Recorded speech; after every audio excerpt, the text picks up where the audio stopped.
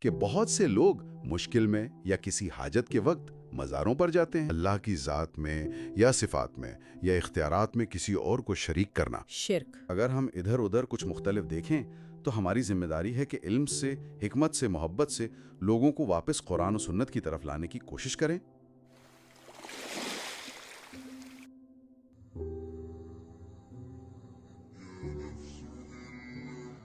آج ہم اس گہری گفتگو میں معاشرے میں رائج کچھ ایسے اعمال کو سمجھنے کی کوشش کر رہے ہیں جن کی اصل پر آپ کہہ سکتے ہیں سوال اٹھتا ہے، جی، خاص طور پر یہ مزاروں سے وابستگی اور وسیلے کا تصور۔ ہاں، وسیلہ، اور یہ کہ اللہ سے براہ راست تعلق کی کیا اہمیت ہے، قرآن اور سیرت اس میں کیا رہنمائی دیتے ہیں۔ بالکل، بنیادی سوال یہی ہے کہ کیا اللہ اور بندے کے درمیان کسی واسطے کی ضرورت ہے بھی، یا یہ تعلق بالکل براہ راست ہے؟ جی، اور ہم دیکھتے ہیں، مشاہدہ تو یہی ہے کہ بہت سے لوگ مشکل میں یا کسی حاجت کے وقت مزاروں پر جاتے ہیں۔ ہاں، یا مخصوص ناموں کو، شخصیات کو پکارتے ہیں مدد کے لیے۔ بالکل، اور یہاں وہ وسیلہ کا تصور آتا ہے جسے اکثر لوگ شاید اس طرح سمجھتے ہیں کہ کوئی بزرگ یا کوئی جگہ اللہ تک پہنچنے کا ذریعہ ہے۔ ذریعہ۔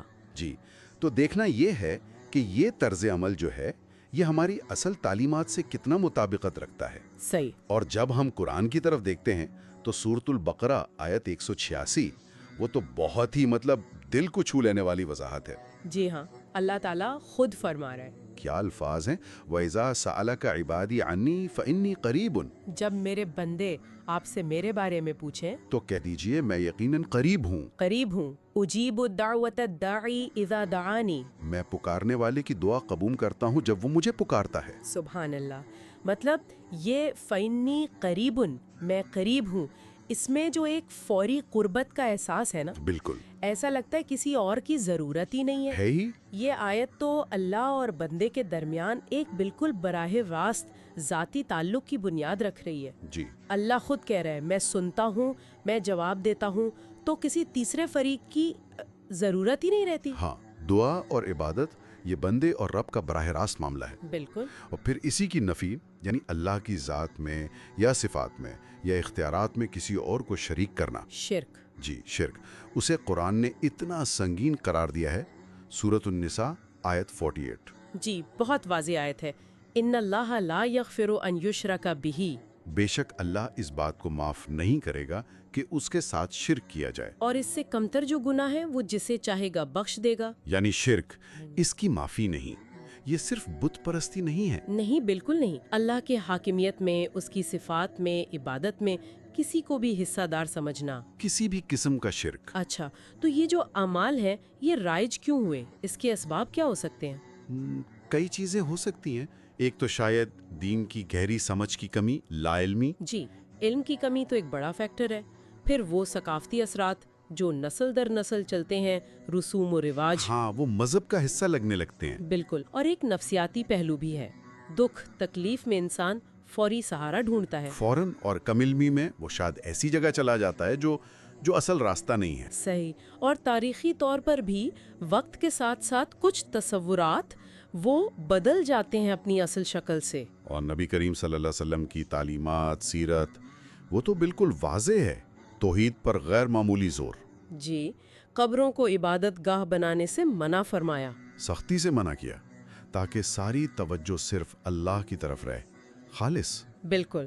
اچھا، تو یہ سمجھنے کے بعد کہ اصل تعلیم کیا ہے، اب سوال یہ ہے کہ اگر کوئی مختلف راہ پہ ہے، لا علمی میں یا کسی اور وجہ سے، تو حکمت کیا کہتی ہے، اصلاح کیسے ہو؟ ہاں، یہ بہت اہم نکتہ ہے، صرف غلط کہہ دینا کافی نہیں ہے۔ کافی نہیں ہے، طریقہ کیا ہو؟ تو اس مواد میں اسی پر بات ہے، علم، محبت اور حکمت۔ نرمی، دلیل، سختی یا طنز نہیں۔ بالکل نہیں، کسی کو فوراً گمراہ کہہ کے دھتکارنا نہیں، بلکہ نرمی سے، دلیل سے بات کرنا۔ یعنی ایک مثبت انداز، جی تعمیری سوچ۔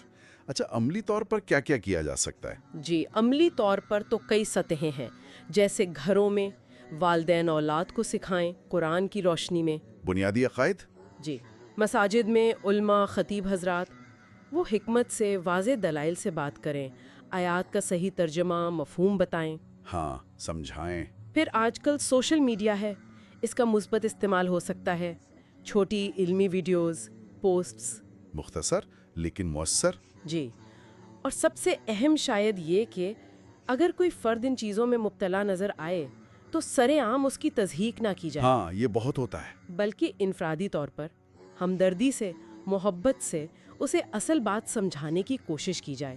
مقصد ڈرانا نہیں، بلکہ اللہ کی رحمت کی طرف بلانا ہے، اس کے قرب کی طرف. بالکل تو خلاصہ یہ ہوا کہ اللہ تعالیٰ وہ ہر ایک کی سنتا ہے براہ راست. جی. اس کے اور بندے کے بیچ کسی واسطے کی حاجت نہیں. ایمان کی بنیاد ہی اللہ کی وحدانیت اور اس سے بلا واسطہ تعلق ہے. صحیح. اور اگر ہم ادھر ادھر کچھ مختلف دیکھیں تو ہماری ذمہ داری ہے کہ علم سے، حکمت سے، محبت سے لوگوں کو واپس قرآن و سنت کی طرف لانے کی کوشش کریں. جی، اور آخر میں بس ایک بات جو شاید ہم سب کے لیے سوچنے کی ہے. جی. کہ جب ہم کوئی سچائی سمجھتے ہیں اور دوسروں تک پہنچانا چاہتے ہیں تو ہمارا اپنا عمل، ہماری نیت وہ کتنی خالص ہے. بہت گہری بات ہے. کیا ہم صرف دوسروں کو غلط ثابت کرنا چاہتے ہیں یا واقعی خلوص دل سے حکمت اور محبت کے ساتھ انہیں بہتر راہ دکھانے کی فکر کرتے ہیں؟ یہ وہ آئینہ ہے جس میں ہمیں خود کو دیکھنا ہے. بالکل.